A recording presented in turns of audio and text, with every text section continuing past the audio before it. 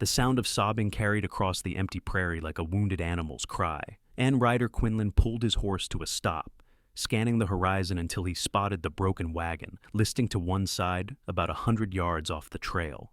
It was early spring in 1873, and he had been riding for 3 days straight from Kansas, heading nowhere in particular, when fate decided to intervene. The woman kneeling beside the wagon had her face buried in her hands, her shoulders shaking with the kind of grief that came from deep within the soul, and something in Ryder's chest tightened at the sight. He had seen plenty of suffering in his 26 years, had caused some of it himself during the war. But there was something about a woman crying alone in the wilderness that stirred every protective instinct he possessed. He guided his bay gelding toward her slowly, not wanting to startle her, and as he drew closer, he could see the problem clearly.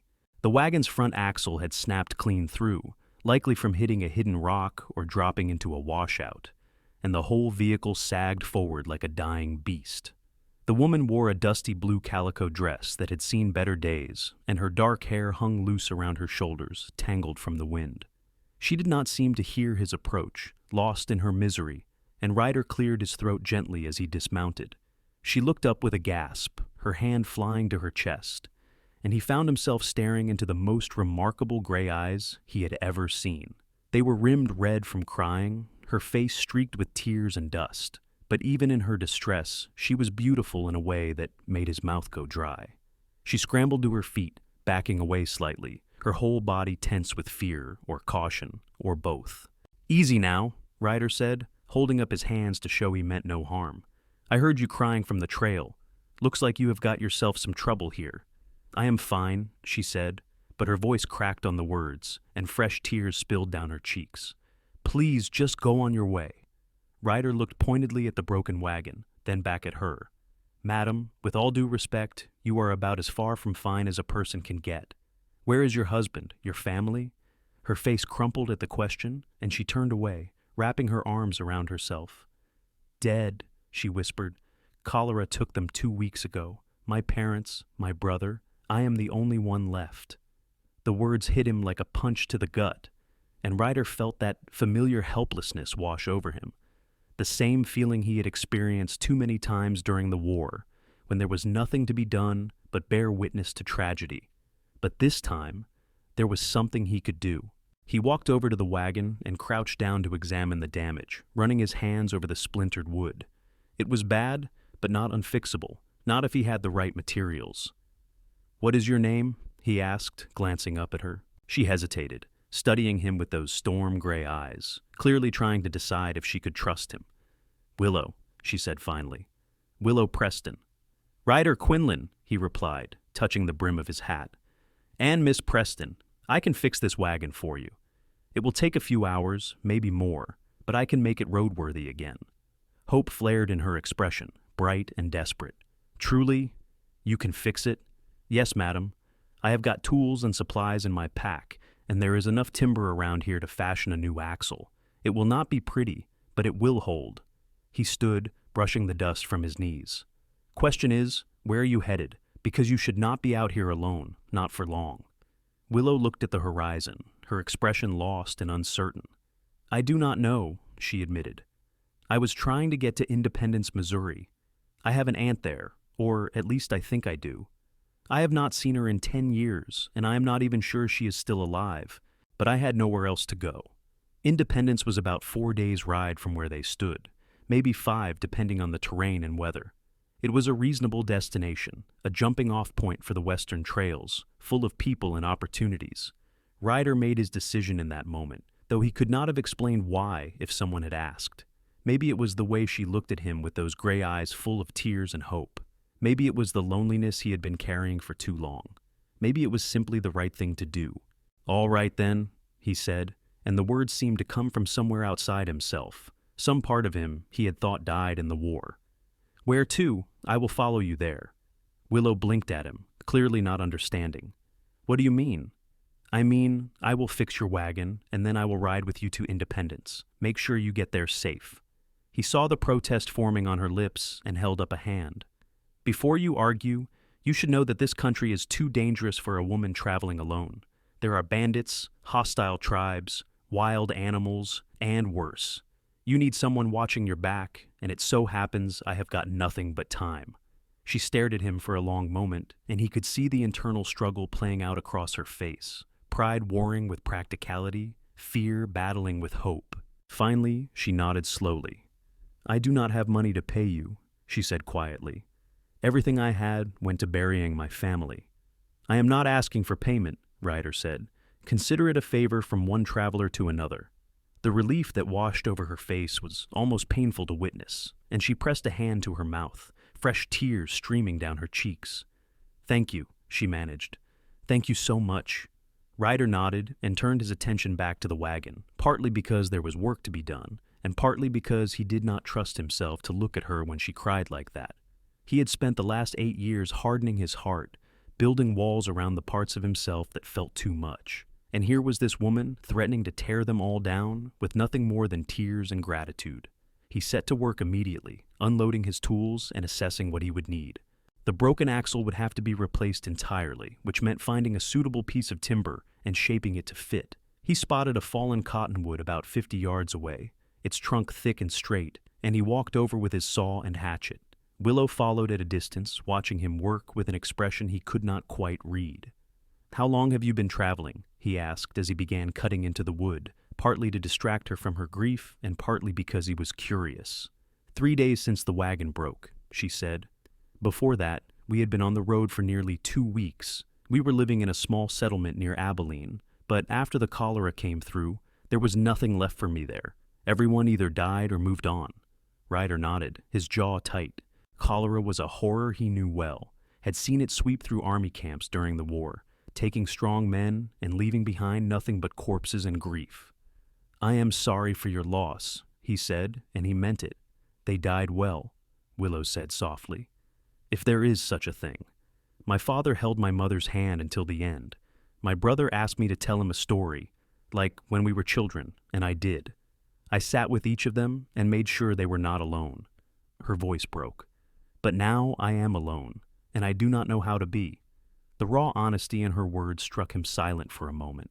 He paused in his sawing and looked at her, really looked at her, and saw not just a beautiful woman, but a survivor, someone who had stared death in the face and somehow come through the other side. "You will learn," he said finally. "Not because you want to, but because you have to, and maybe you will find that being alone is not the worst thing in the world." She tilted her head, studying him with those penetrating gray eyes. "You sound like you speak from experience." "I do." He did not elaborate, and she did not push, which he appreciated.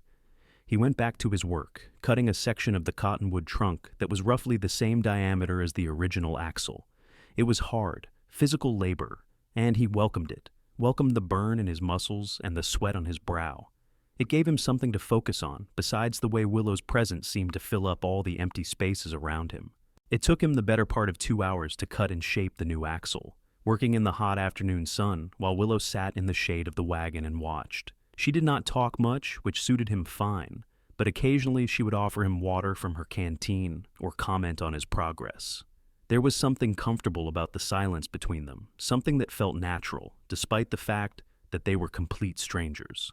When the axle was finally ready, Ryder carried it back to the wagon and began the delicate process of installing it. He had to jack up the front of the wagon using rocks in his saddle as a fulcrum, then carefully slide the old axle out and the new one in. Willow helped where she could, handing him tools and holding pieces steady, and he found himself grateful for her assistance. She was stronger than she looked, and she did not shy away from the work. "How did you learn to do this?" she asked as he secured the axle with iron pins he had fashioned from nails. "My father was a carpenter," Ryder said. "He taught me how to work with wood, how to fix things. Said a man who could build and repair would never go hungry." He smiled faintly at the memory. "He died before the war, but I have carried his lessons with me." "He would be proud of you," Willow said, and there was such sincerity in her voice that it made his chest ache. "I do not know about that," he muttered, focusing on his work. "I have done things he would not be proud of." She did not ask what things, which was another point in her favor. Instead, she said, "We all have. War changes people. Life changes people. What matters is who we choose to be now." Ryder glanced at her, surprised by the wisdom in her words. She was younger than him, maybe 22 or 23, But there was an old soul quality to her, a depth that came from suffering and survival. He wondered what her life had been like before cholera stole her family, what kind of woman she had been. Happy, probably. Loved. The kind of woman who deserved better than a broken wagon and a stranger's charity. By the time the sun began to sink toward the horizon, painting the prairie in shades of gold and amber, the wagon was fixed. Ryder tested the axle carefully, rocking the wagon back and forth to make sure everything held, and when he was satisfied, he stepped back and wiped his hands on his pants. "That should get you to independence," he said, "assuming you take it slow and watch for rough ground." Willow walked around the wagon, examining his work with an expression of wonder. "I cannot believe you did this," she said. "I thought I was going to die out here. I thought this was the end." "It is not the end," Ryder said firmly. "Not by a long shot." She looked at him then, and something passed between them, some unspoken understanding or connection that made the air feel charged. He broke the moment by clearing his throat and gesturing toward the wagon. "You should check your supplies, make sure nothing shifted or broke when the axle snapped. I will set up camp for the night." They worked in companionable silence as dust settled over the prairie. Ryder built a small fire using dried buffalo chips and tinder, then unpacked his bedroll and supplies. Willow moved through her wagon, taking inventory of her possessions, and he could hear her occasionally sigh or murmur to herself. When she finally emerged, she was carrying a small pot and some dried beans.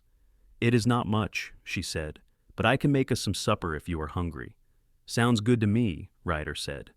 He was always hungry after a day of hard work, and the thought of a hot meal, even a simple one, was appealing.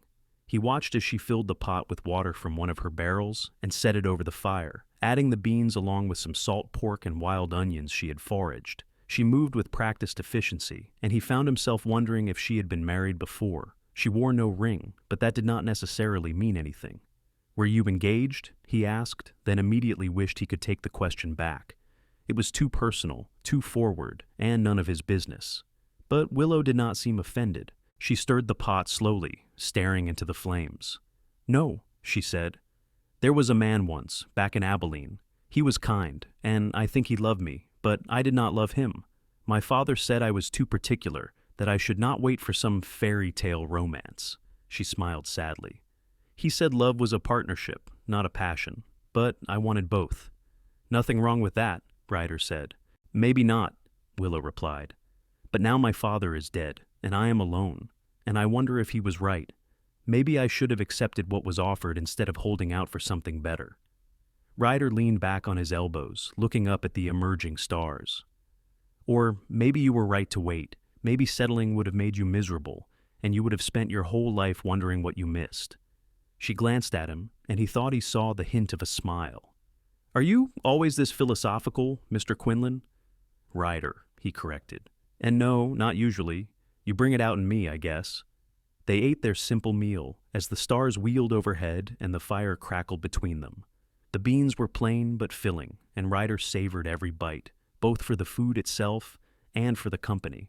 He had spent so many nights alone, eating cold jerky and hardtack under an indifferent sky, that sharing a meal with another person felt almost revolutionary. Willow told him stories about her childhood, about growing up in a small Ohio town before her family decided to try their luck out west. She spoke of her brother, Thomas, who had been funny and brave and too young to die. She spoke of her mother, who had loved to sing, and her father, who had believed in hard work and second chances. Ryder found himself telling her things he had not spoken of in years, about his own childhood in Tennessee, about learning carpentry at his father's knee, about the day he enlisted in the Confederate Army because all his friends were going, and he did not want to be left behind. He did not tell her everything, could not bring himself to speak of the battles and the blood and the nightmares that still woke him in the dark hours before dawn. But he told her enough that she could understand who he had been and who he was trying to become. "Do you regret it?" she asked. "The war?" "Every day," he said without hesitation. "But regret does not change anything. All I can do is try to be better than I was." She nodded slowly, her eyes reflecting the firelight. "I think you are a good man, Ryder Quinlan." He wanted to tell her she was wrong, that she did not know him well enough to make that judgment, but the words stuck in his throat. Instead, he said, "I think you should get some rest. We will want to start early tomorrow." Willow agreed, and they made their sleeping arrangements, her in the wagon and him by the fire with his bedroll. He lay awake for a long time, listening to the night sounds of the prairie and thinking about gray eyes and unexpected connections. He had not planned on this, had not planned on her, but life had a way of throwing curveballs when you least expected them. He wondered what independence would bring, whether Willow's aunt would still be there, whether she would build a new life for herself. And he wondered, with a strange mixture of hope and dread, what role he might play in that life. The next morning dawned clear and bright, and they broke camp quickly, eager to put miles behind them. Ryder hitched Willow's horse to the wagon, checking all the connections and making sure the new axle was holding steady. Then he mounted his own horse and took the lead, setting a moderate pace that the wagon could match. The prairie stretched out before them in endless waves of grass, broken occasionally by stands of a cottonwood or the glint of a distant creek. They talked as they traveled, or rather, Willow talked, and Ryder listened. She had a way of filling the silence with observations and questions, commenting on the landscape or asking him about his life. He found that he did not mind, that her voice was pleasant and her curiosity genuine. She asked him where he had been before he found her, and he admitted that he had been drifting, working odd jobs on ranches and farms, never staying in one place for long. "Why not?" she asked. "Why keep moving?" "I have not found a reason to stay," he said simply. She considered this, then said, "Maybe you will find one in independence." He did not know how to respond to that, so he said nothing, but her words lingered in his mind as they rode. Independence was just supposed to be a waypoint, a place to deliver Willow safely before he moved on to the next town, the next job, the next stretch of empty road. But part of him wondered if maybe, just maybe, it could be something more. They made good time that first day, covering nearly 20 miles before stopping to rest the horses and eat a cold lunch of dried meat and hardtack. Willow walked around to stretch her legs, and Ryder noticed the way she moved, graceful despite the rough terrain, comfortable in her own skin. She was tougher than she looked, he realized, tougher than most women he had known, the kind of woman who could survive out here, who could build a life from nothing if given half a chance. That evening, they camped near a small creek, and Ryder took the opportunity to refill their water barrels while Willow prepared another simple meal. They fell into an easy routine, working together without needing to discuss who would do what. After supper, they sat by the fire again, and Willow asked him to tell her about the places he had been, the things he had seen. He obliged, describing the Rocky Mountains and the desert Southwest, the cattle drives and the boom towns, the vast emptiness of the Great Plains. She listened with rapt attention, her eyes shining with reflected firelight, and he found himself wanting to give her more, to show her the world beyond her grief and loss. "I would like to see those things someday," she said wistfully. "I have spent my whole life in small towns, never going farther than the nearest trading post. I want to know what else is out there." "Maybe you will," Ryder said. "You are young. You have time." "I am 23, she said. "Some people would say I am already an old maid." He snorted. "Some people are idiots. 23 is plenty young to start over, to make a new life." She smiled at that, and it transformed her face, chasing away the sadness and revealing a glimpse of the woman she must have been before tragedy struck. Ryder felt his heart do a strange flip in his chest, and he looked away quickly, unsettled by the intensity of his reaction. He had known her for barely a day, and yet she was already getting under his skin in ways that should have alarmed him. He had spent years keeping people at arm's length, avoiding entanglements, and now here was this woman threatening to upend everything with nothing more than a smile. The second day of travel was much like the first, except that they talked even more, the conversation flowing easily between them. Willow told him about the books she loved to read, the dreams she had harbored before cholera stole her family. She wanted to be a teacher, she confessed, wanted to help children learn and grow. Ryder told her about his brief stint as a ranch foreman in Colorado, how he had loved working with horses but hated the politics that came with managing men. They discovered shared opinions about everything from the best way to brew coffee to the proper treatment of animals, and with each discovery, the bond between them grew stronger. On the third day, they encountered their first real trouble. They had just crossed a shallow river and were climbing the far bank when 3 men appeared on horseback, blocking their path. Ryder recognized the type immediately. Drifters, probably deserters from one army or another, men who had decided that taking was easier than earning. He pulled his horse to a stop and motioned for Willow to stay in the wagon, his hand moving subtly toward the revolver, holstered at his hip. "Afternoon," said the leader of the group, a lanky man with a scar across his cheek. "That is a fine wagon you have got there. Me and the boys were thinking you might want to share some of your supplies." "We do not," Ryder said calmly. "And you would be wise to move on." The scarred man laughed, and his companions joined in, a sound that held no humor. "Is that right? See, I count 3 of us and 1 of you, plus a woman. Seems to me the odds are in our favor." Ryder's jaw tightened, but he kept his voice level. "The odds are never what they seem. I am giving you 1 chance to ride away. Take it." Something in his tone must have conveyed the seriousness of the threat, because the scarred man's smile faltered slightly. But pride and greed won out, and he started to reach for his own gun. Ryder was faster. He drew and fired in one smooth motion, the shot catching the man in the shoulder and knocking him clean off his horse. The other 2 froze, their hands hovering over their weapons, clearly reconsidering the wisdom of their ambush. "Next one goes in the chest," Ryder said, and there was steel in his voice. "You want to test me?" They did not. The wounded man scrambled onto his horse with help from his friends, and the 3 of them rode off at a gallop, leaving nothing behind but dust and the echo of gunfire. Ryder holstered his revolver and turned to check on Willow, expecting to find her frightened or shaken. Instead, she was standing in the wagon with her own rifle in hand, her expression fierce and determined. "I had them covered," she said, "in case you missed." A laugh burst out of him, genuine and surprised, and he shook his head in amazement. "You are something else, Willow Preston." "I told you," she said, lowering the rifle. "I am a survivor." They rode on, but the encounter had changed something between them. Ryder found himself looking at Willow with new respect, seeing not just a woman who needed protecting, but a partner who could hold her own. And Willow seemed to view him differently too, her eyes lingering on him with an expression that made his pulse quicken. That night when they made camp, there was a new awareness in the air, a tension that was not entirely unpleasant. "You were in the war," Willow said as they sat by the fire. It was not a question. "Yes," Ryder said. 4 years with the Tennessee Cavalry." "Did you kill people?" He met her eyes, refusing to flinch from the question. "Yes. Too many." She was quiet for a moment, then said, "But you are not a killer." "Not really. I can see that." "How can you be so sure?" he asked, genuinely curious. "Because a killer would not have stopped to help me," she said simply. "A killer would not have spent hours fixing my wagon or offered to see me safely to independence. You are a man who has done hard things, but that does not define you." Her faith in him was humbling and terrifying in equal measure. "You do not know me, Willow. Not really." "Maybe not," she conceded, "but I am learning, and I like what I see." The words hung between them, heavy with implication, and Ryder felt his heart start to race. He wanted to tell her that this was a bad idea, that he was not the kind of man she should pin her hopes on, that he would only disappoint her in the end.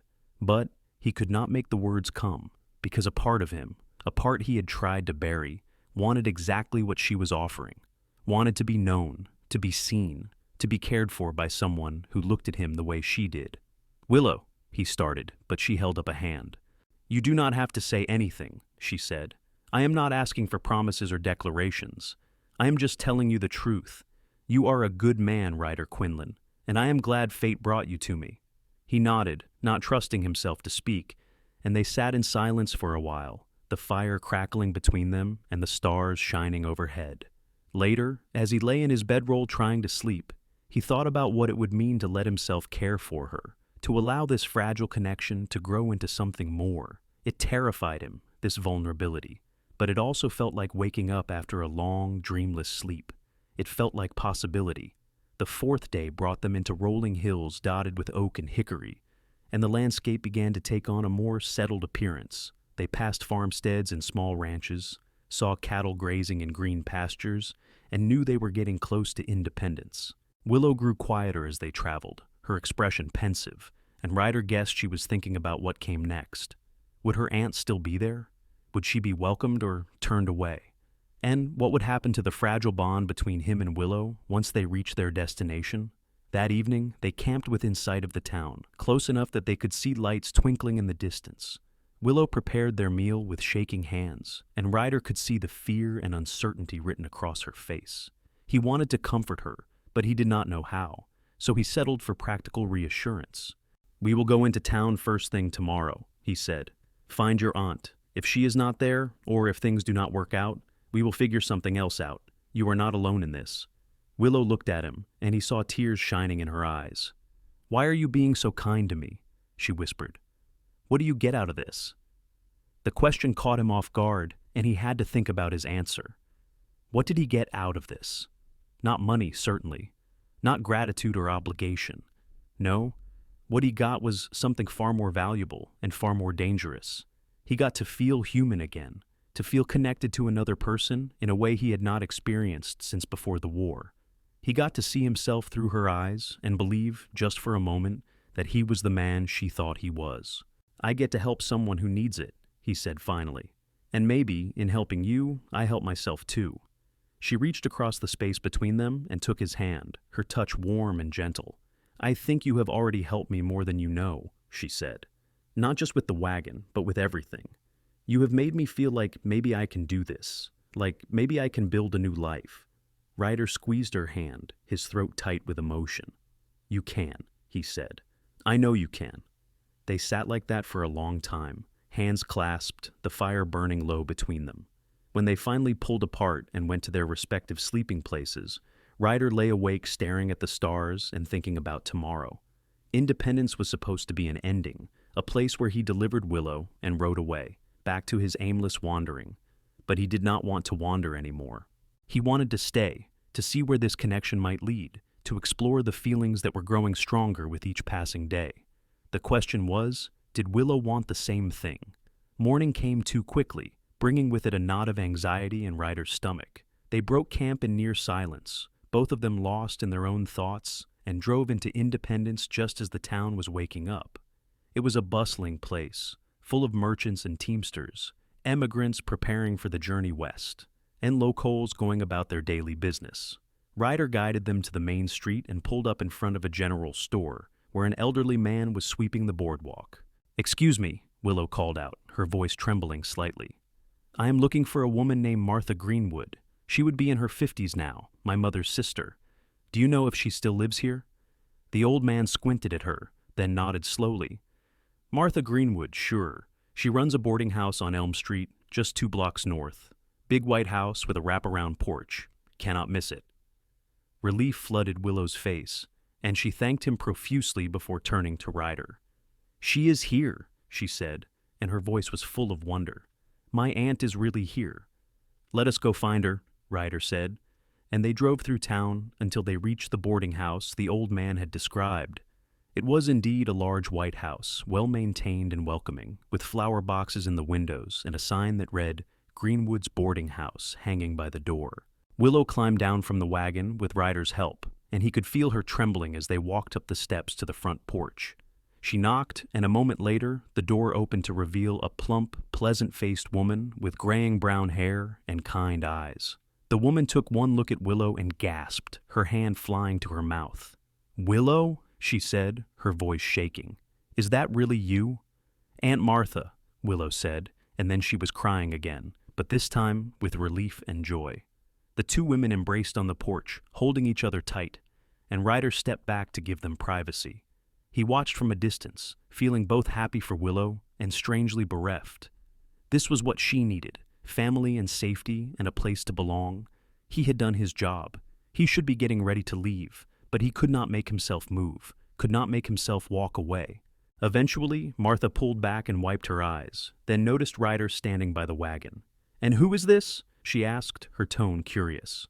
"This is Ryder Quinlan," Willow said, turning to look at him with an expression that made his heart ache.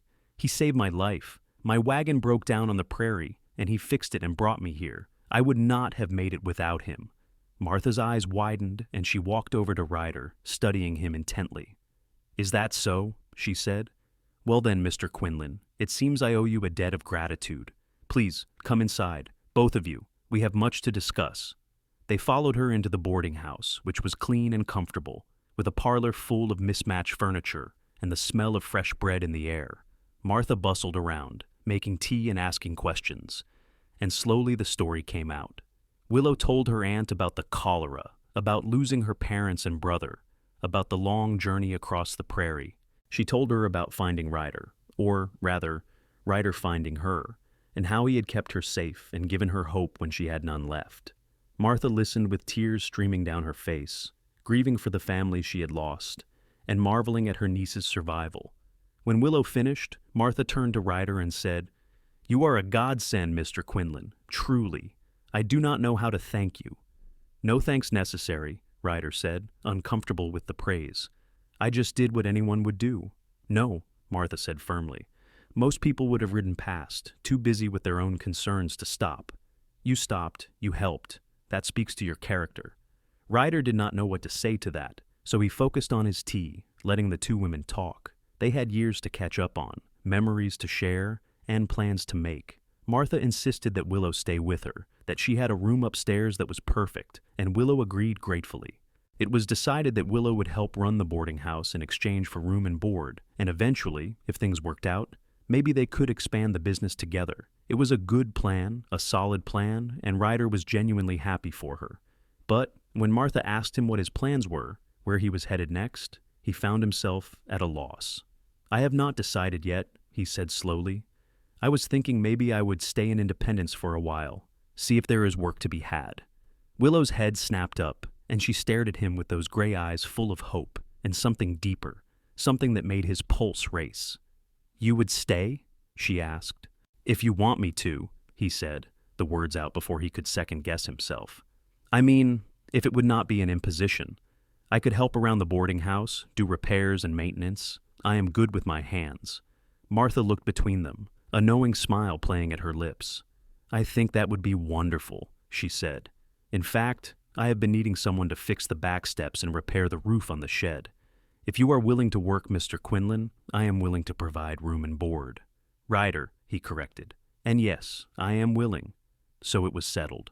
Ryder moved his things into a small room on the first floor, right next to the kitchen, and set about making himself useful. Over the next few weeks, he threw himself into the work, fixing everything that needed fixing, and even tackling projects that Martha had not thought to mention. He repaired the back steps, patched the roof, built new shelves in the pantry, and reinforced the porch railing. He worked from dawn until dusk, and in the evenings he would sit in the parlor with Willow and Martha, talking about the day, or playing cards, or simply enjoying the quiet companionship. It was during those evenings that Ryder fell completely, irrevocably in love with Willow Preston. He tried to fight it at first, tried to convince himself that it was just gratitude or loneliness or proximity. But the truth was undeniable. He loved the way she laughed, the sound bright and genuine and completely unguarded. He loved the way she moved through the boarding house, bringing warmth and light to every room she entered. He loved her strength and her kindness, her resilience and her vulnerability. He loved the way she looked at him, like he was someone worth knowing, someone worth caring about. And slowly, tentatively, he began to believe that maybe she felt the same way. It started with small things, the way her hand would linger on his when she passed him a plate at dinner, the way she would seek him out during the day, asking his opinion on some small matter, or simply wanting to talk, the way her eyes would follow him when she thought he was not looking, her expression soft and wondering. And then, one evening about a month after they arrived in Independence, everything changed. They had been sitting on the porch together, watching the sunset and listening to the sounds of the town settling in for the night. Martha had gone to visit a friend, leaving them alone, and the silence between them was charged with unspoken words. Ryder could feel his heart pounding in his chest, could feel the weight of everything he wanted to say pressing against his ribs. "Willow," he started, then stopped, not sure how to continue. She turned to look at him, her gray eyes luminous in the fading light. "Yes?" He took a deep breath, gathering his courage. "I need to tell you something, and I am not sure how you will take it, but I cannot keep it to myself any longer." She leaned forward slightly, her expression curious and a little apprehensive. "What is it?" "I am in love with you," he said, the words tumbling out in a rush. "I have been falling for you since the moment I found you crying at that wagon, and I tried to fight it, tried to tell myself it was not real or not right, but I cannot anymore. I love you, Willow Preston, and I need you to know that. Even if you do not feel the same way, even if this ruins everything between us, I need you to know." For a moment, she just stared at him, and Ryder felt his stomach drop. He had made a terrible mistake, had pushed too hard too fast, and now he was going to lose her friendship, along with any chance of something more. But then her face broke into the most radiant smile he had ever seen, and she reached out to take his hand. "Oh, Ryder," she said, her voice thick with emotion. "I love you too. I have been waiting for you to say something, hoping you felt the same way, because I have been in love with you for weeks now." Relief and joy crashed over him like a wave, and he pulled her into his arms, holding her close and breathing in the scent of her hair. She clung to him, her face buried in his chest, and they stayed like that for a long moment, simply holding each other and reveling in the revelation. When they finally pulled apart, Ryder cupped her face in his hands and looked into her eyes. "I want to do this right," he said. "I want to court you properly, with your aunt's blessing. I want to build a life with you, if you will have me." "Yes," Willow said, laughing and crying at the same time. "Yes to all of it. I would love nothing more." He kissed her then, soft and sweet and full of promise, and it felt like coming home. It felt like everything he had been searching for without knowing it, everything he had lost and found again in the most unexpected place. When they broke apart, both of them were smiling, and Ryder felt lighter than he had in years, like a weight had been lifted from his shoulders. They told Martha that evening when she returned, and she was overjoyed, declaring that she had known from the beginning that they were meant for each other. She gave them her blessing immediately, and over the following months, Ryder courted Willow the way she deserved. He took her on walks through town, brought her wildflowers from the prairie, and sat with her on the porch every evening, talking about their hopes and dreams for the future. He learned that she loved poetry and hated onions, that she could play the piano but was terrible at singing, that she wanted 3 children someday and a house with a big kitchen. He told her about his nightmares from the war, about the guilt he carried, and she listened without judgment, holding his hand and reminding him that he was more than his past mistakes. They built something together during those months, a foundation of trust and understanding that went deeper than mere attraction. 6 months after they arrived in Independence on a crisp autumn day with leaves falling like gold coins, Ryder asked Willow to marry him. He did it simply, without grand gestures or elaborate plans, kneeling in the parlor of the boarding house while Martha pretended not to watch from the kitchen. He offered her a simple gold band that had belonged to his mother, the only thing of value he owned, and asked if she would be his wife. Willow said yes before he even finished the question, and they were married 3 weeks later in a small ceremony at the local church. Martha cried through the entire service, and half the town turned out to celebrate with them. It was a perfect day, full of love and laughter. And when Ryder kissed his bride at the altar, he felt a sense of rightness that he had never experienced before. This was where he was supposed to be. This was who he was supposed to be with. They spent their wedding night in a room at the boarding house that Martha had decorated with flowers and candles, and Ryder made love to his wife with a tenderness that brought tears to both their eyes. Afterward, they lay tangled together in the darkness, talking in whispers about the future they would build together. "I never thought I could be this happy," Willow confessed, her head resting on his chest. "After I lost my family, I thought happiness was something that happened to other people. But then you found me, and everything changed." "You saved me too," Ryder said, pressing a kiss to her forehead. "I was lost before I met you, just drifting through life without purpose. You gave me a reason to stay, a reason to be better." "We saved each other," Willow said softly. "And now we get to spend the rest of our lives together." It was a promise they kept. Over the following years, Ryder and Willow built a life in Independence that exceeded both their expectations. They took over more responsibilities at the boarding house, eventually buying it from Martha when she decided to retire. They expanded the business, adding more rooms and offering meals to travelers, and it became one of the most popular establishments in town. Ryder's skills as a carpenter were in high demand, and he took on projects throughout Independence, building homes and businesses, and earning a reputation as a man of integrity and skill. But the greatest joy came from their growing family. Willow gave birth to their first child, a son they named Robert, 2 years after their wedding. He had Ryder's dark hair and Willow's gray eyes, and Ryder fell in love with him the moment he first held the tiny, squalling bundle in his arms. 3 years later, a daughter named Margaret arrived, with her mother's smile and her father's stubbornness. And 4 years after that, another son, Samuel, completed their family. Ryder threw himself into fatherhood, with the same dedication he applied to everything else, determined to be the kind of father his own had been. He taught his children to work with wood, to respect the land, to treat others with kindness and fairness. He told them stories about the prairie and the mountains, about the journey that had brought him and their mother together, and every night he kissed them goodnight and thanked whatever force had led him to that broken wagon on the prairie all those years ago. Willow bloomed in motherhood, her natural warmth and nurturing spirit making her a wonderful mother. She taught their children to read and write, instilled in them a love of learning, and created a home filled with laughter and love. She also fulfilled her dream of teaching, starting a small school for the children of Independence in one of the boarding house's unused rooms. She taught reading, writing, arithmetic, and history to anyone who wanted to learn, regardless of their ability to pay, and she became beloved in the community for her dedication and kindness. Martha remained a constant presence in their lives, living in the boarding house and serving as a doting grandmother to their children. She lived to see Robert graduate from school and start working as an apprentice carpenter with his father, to see Margaret grow into a beautiful and spirited young woman, and to hold baby Samuel in her arms. She passed away peacefully in her sleep when Samuel was 3, and the entire town turned out for her funeral, a testament to the impact she had made on so many lives. The years rolled by, bringing changes and challenges, but also incredible joy. Ryder and Willow weathered economic downturns and harsh winters, illness and loss. But through it all, their love remained constant.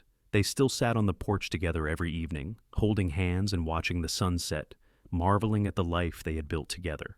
Ryder never forgot the man he had been before he met Willow, the drifter with no purpose and no home, and he was grateful every day for the woman who had changed everything.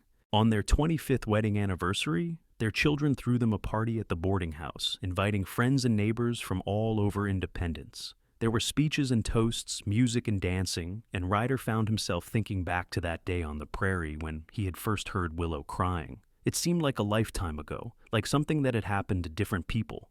And yet, he could still remember every detail with crystal clarity. The broken wagon, the tears on her face, the way his heart had tightened in his chest when he saw her grief. "What are you thinking about?" Willow asked, appearing at his side with a glass of punch. "The day we met," Ryder said, slipping an arm around her waist. "How different our lives would be if I had just ridden past." She leaned into him, resting her head on his shoulder. "But you did not ride past. You stopped. You helped. You changed both our lives."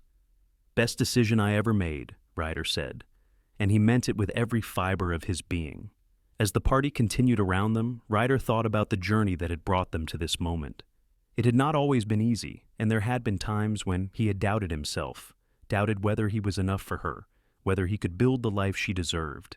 But they had done it together, one day at a time, one decision at a time, building something beautiful and lasting out of grief and chance and love.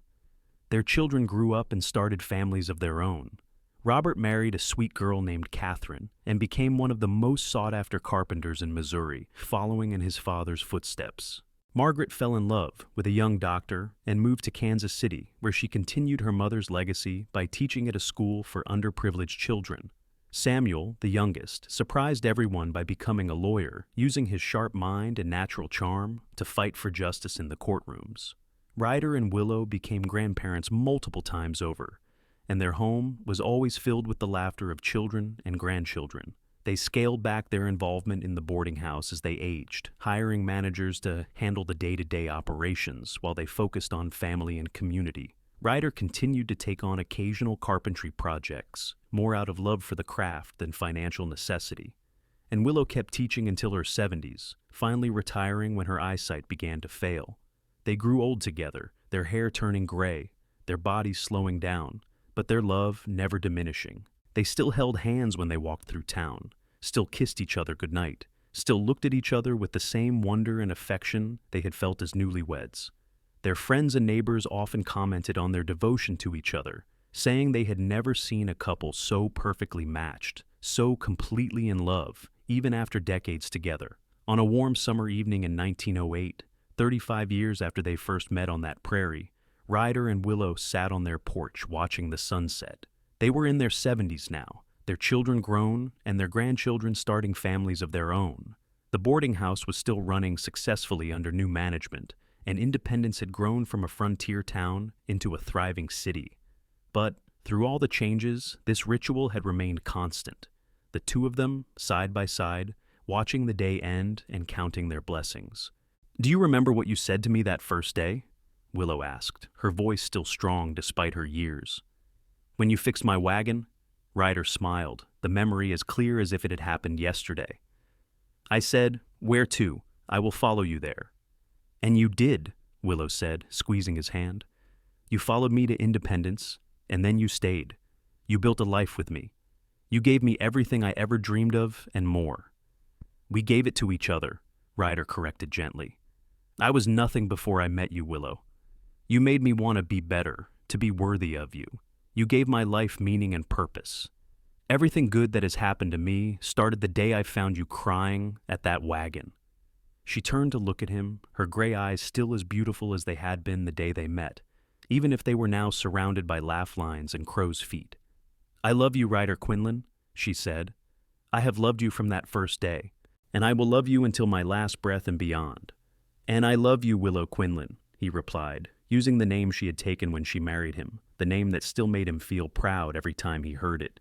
"You are my heart, my home, my everything."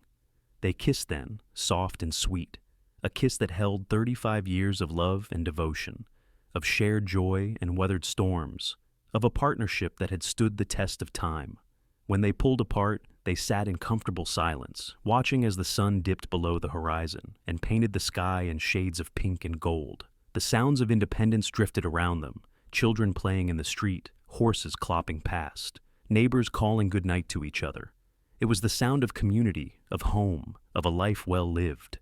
Ryder thought about the young man who had been riding across the prairie with no destination in mind, no purpose beyond survival. He thought about the broken wagon and the crying woman, and how one moment of compassion had changed everything. "Do you ever wonder what would have happened if we had never met?" Willow asked, as if reading his thoughts. "Sometimes," Ryder admitted, "but not often, because I cannot imagine any version of my life without you in it. Meeting you was fate, destiny, whatever you want to call it. I was meant to find you that day." "I was meant to be found," Willow agreed. "I was so lost, Ryder, so completely broken and alone, and then you appeared, like an answer to a prayer I had not even known I was praying. You put me back together piece by piece." "We put each other back together," Ryder said. "That is what love does. It heals the broken places and makes us whole." As the stars began to emerge overhead, their grandson Thomas came running up the porch steps, his face flushed with excitement. He was Robert's oldest boy, 8 years old and full of energy, and he adored his grandparents. "Grandpa Ryder, Grandma Willow," he shouted. "Mama says supper is ready, and she made apple pie." Willow laughed, the sound bright and joyful, and stood up with Ryder's help. "Well, we cannot miss apple pie, can we?" she said, ruffling Thomas's hair. "Lead the way, sweetheart." They followed their grandson into the house, where their extended family was gathered around the large dining table that Ryder had built with his own hands 40 years earlier. Robert and Catherine were there with their 4 children, having come for Sunday dinner. Margaret had traveled from Kansas City with her husband and their 2 daughters.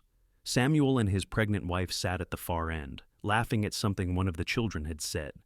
The table was laden with food, the air was filled with conversation and laughter, and Ryder felt his heart swell with gratitude and love. This was his legacy, he thought, as he took his seat next to Willow. Not the buildings he had constructed or the furniture he had crafted, but this family, this love, this connection that would endure long after he was gone. His children and grandchildren, raised with the values he and Willow had instilled, would go out into the world and make it better. They would love deeply and work hard and treat others with kindness, and in doing so, they would honor everything he and Willow had built together. As the meal progressed, Ryder found himself studying the faces around the table, committing them to memory. Robert, so much like him in temperament and skill. Margaret, with her mother's compassion and fierce determination. Samuel, brilliant and passionate about justice. And all the grandchildren, each one unique and wonderful, each one carrying forward the best parts of their family. After supper, when the dishes had been cleared and the children were playing in the yard, Robert approached Ryder with a serious expression. "Papa," he said, using the name he had called his father since childhood, "I wanted to talk to you about something." "What is it, son?" Ryder asked, noting the emotion in his son's voice. "I was thinking," Robert said, "about how you and Mama met, about how you stopped to help her when you did not have to, when most people would have just kept riding. And I realized that you taught me something important without ever saying it directly. You taught me that the measure of a man is not in what he has or what he accomplishes, but in how he treats people who need help, in whether he stops or keeps riding." Ryder felt his throat tighten with emotion. "You have learned that lesson well, Robert. You are a good man, a good husband, a good father. I am proud of you." "I learned from the best," Robert said, embracing his father tightly. "Thank you, Papa, for everything." Similar conversations happened throughout the evening. Margaret thanked him for supporting her dreams, even when they took her far from home. Samuel credited him with instilling the sense of justice that drove his legal career, and each of their spouses expressed gratitude for the example he and Willow had set, showing them what a strong, loving marriage looked like.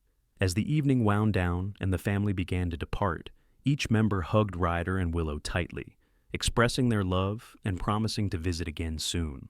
When the last guest had left and the house was quiet once more, Ryder and Willow stood in the doorway, watching the stars and listening to the night sounds of independence.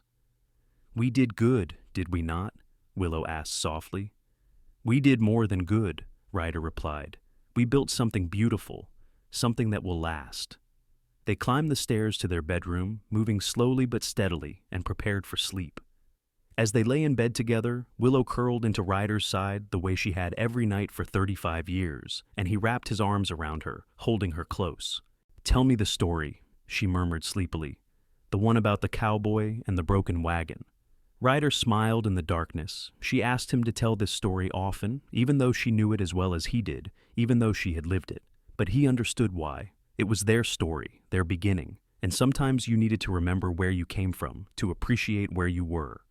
"Once upon a time," he began, his voice soft in the quiet room, "there was a cowboy riding across the prairie with no destination in mind. He had been lost for a long time, wandering without purpose, until one day he heard someone crying. He followed the sound and found a woman beside a broken wagon, and in that moment, everything changed." "What did the cowboy do?" Willow prompted, even though she knew the answer. "He stopped," Ryder said. "He could have kept riding, could have told himself it was not his problem, but he stopped.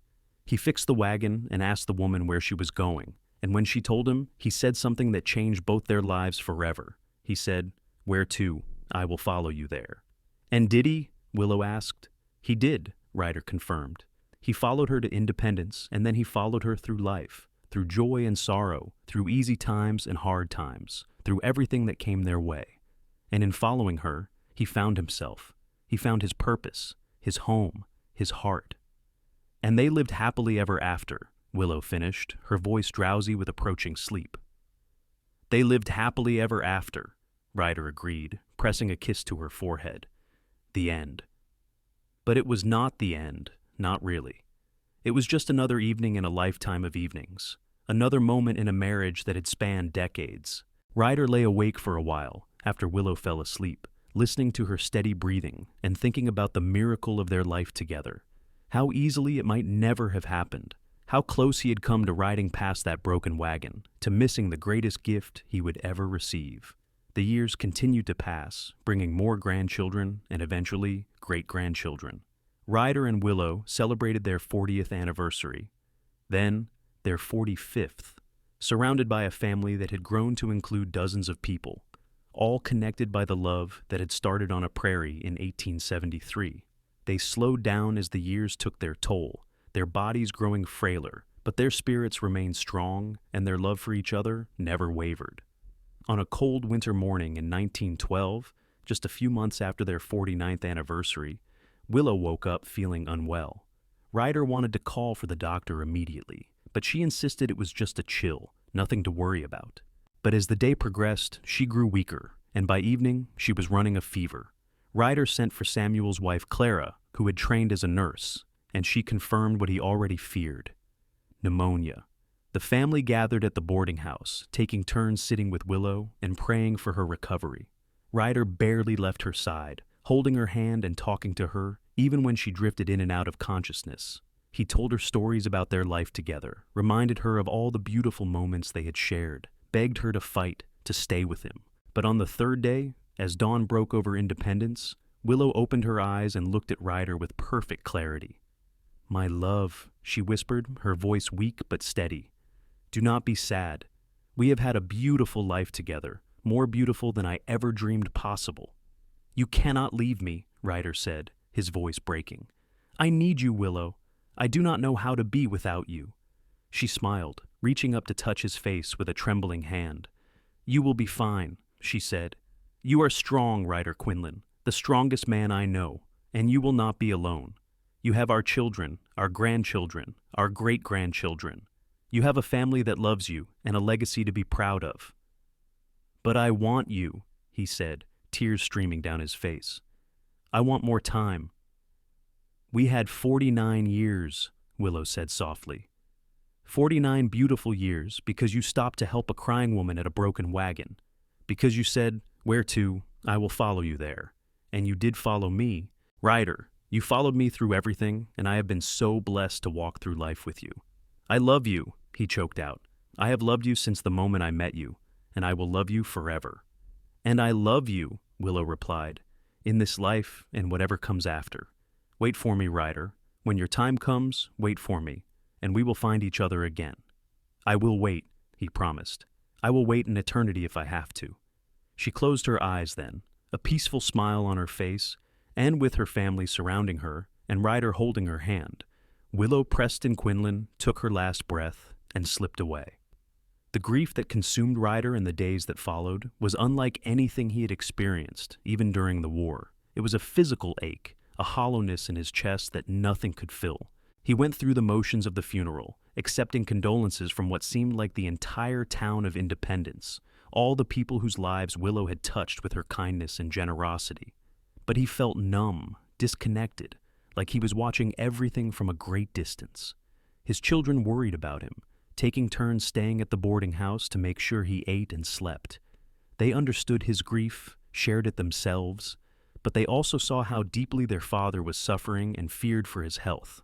Robert tried to engage him in the carpentry projects. Margaret brought her daughters to visit, hoping the children would lift his spirits. Samuel sat with him for hours, not saying much, just being present. And slowly, painfully, Ryder began to heal. Not because the grief lessened, but because he remembered Willow's words, her final request that he not be sad, that he cherish the beautiful life they had shared rather than mourning its end. He began to tell stories again, sharing memories of Willow with his grandchildren and great-grandchildren, making sure they understood what an extraordinary woman she had been. He returned to his workshop and crafted a beautiful headstone for her grave, carving it with his own hands and inscribing it with the words, "Beloved wife, mother, grandmother, she saved me." He visited her grave every day, sitting beside it and talking to her about everything and nothing. He told her about the family, about the new babies being born and the children growing up. He told her about the boarding house, which was still running successfully. He told her that he missed her with every breath, but that he was trying to be strong the way she had asked. And he waited. Ryder lived for 3 more years after Willow's death. Years he spent surrounded by family and finding what peace he could in the legacy they had built together. He taught his grandsons carpentry, passed on the skills his own father had given him. He attended weddings and christenings, celebrated holidays and birthdays, and tried to be present for all the moments of life that continued to unfold even in Willow's absence. On a spring morning in 1915, 42 years to the day after he had first found Willow, crying at that broken wagon, Ryder woke up feeling strange. Not sick exactly, but different, like his body knew something his mind had not yet grasped. He got up and dressed, ate breakfast with Robert and Catherine, who were staying with him, and then announced that he wanted to visit Willow's grave. Robert drove him to the cemetery in the new automobile he had purchased, and Ryder walked slowly to the headstone he had carved with such love and care. He sat down beside it, the spring grass soft beneath him, and looked out at the rolling Missouri hills. "I think it is time, my love," he said softly. "I have done what you asked. I have lived and loved and been strong. But I am tired now, and I miss you more than words can say. I am ready to come home." He closed his eyes, the warm sun on his face, and thought about that day on the prairie. He could see Willow so clearly, the way she had looked with tears streaming down her face, the hope that had dawned in her eyes when he offered to help. He remembered fixing the wagon, remembered asking where she was going, remembered the words that had changed everything.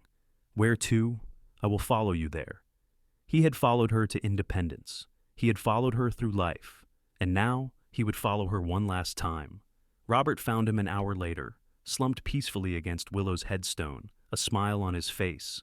The doctor said it was his heart, that it had simply stopped, but Robert knew better. His father had died of a broken heart, or rather, a heart that was ready to be reunited with its other half.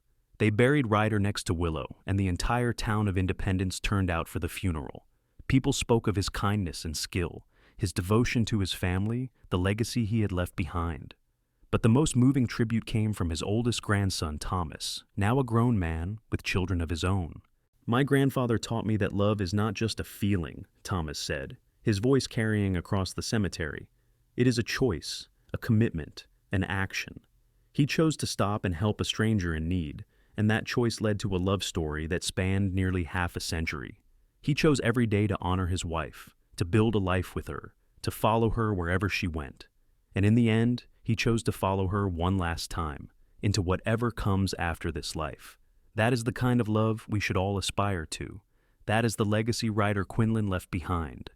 After the funeral, the family gathered at the boarding house one last time to go through Ryder and Willow's possessions. In the desk in their bedroom, Robert found a journal that his father had kept, filled with entries spanning their entire marriage. He sat down and began to read, his eyes filling with tears as he discovered the depth of his parents' love for each other, the daily gratitude his father had expressed for the gift of Willow in his life. The final entry was dated the morning of Ryder's death, and it read simply, 42 years ago today, I found her crying at the wagon. I fixed it and said, 'Where to? I will follow you there.' She led me to independence, to a life beyond my wildest dreams, to a love that made me whole. Today she is leading me somewhere new, and I am ready to follow. Where to, my love? I will follow you there. Always and forever, I will follow you there." Robert closed the journal carefully, holding it to his chest, and looked around at his siblings and their families. "They really did have the greatest love story, did they not?" he said. "They did," Margaret agreed, wiping her eyes. "And we are so lucky to be part of it. They would want us to carry it forward," Samuel added, "to love as fiercely as they did, to choose compassion and kindness, to stop when we see someone in need." And that is exactly what they did. The Quinlan family continued to grow and thrive in Independence and beyond, each generation passing down the story of Ryder and Willow, of the cowboy who stopped to help, and the woman whose broken wagon led to a lifetime of love. The boarding house remained in the family for decades, a symbol of the community and connection that Ryder and Willow had valued so highly. Years turned into decades, and decades into a century. But the story endured. In Independence, Missouri, there is still a plaque on the building that used to be Greenwood's boarding house, commemorating Ryder and Willow Quinlan and the legacy of love and service they established. Their descendants, now scattered across the country, still gather every few years for reunions, still tell the story of the broken wagon and the cowboy who stopped to help. Because in the end, that is what mattered most. Not the buildings Ryder constructed or the students Willow taught, but the choice to stop, to help, to love.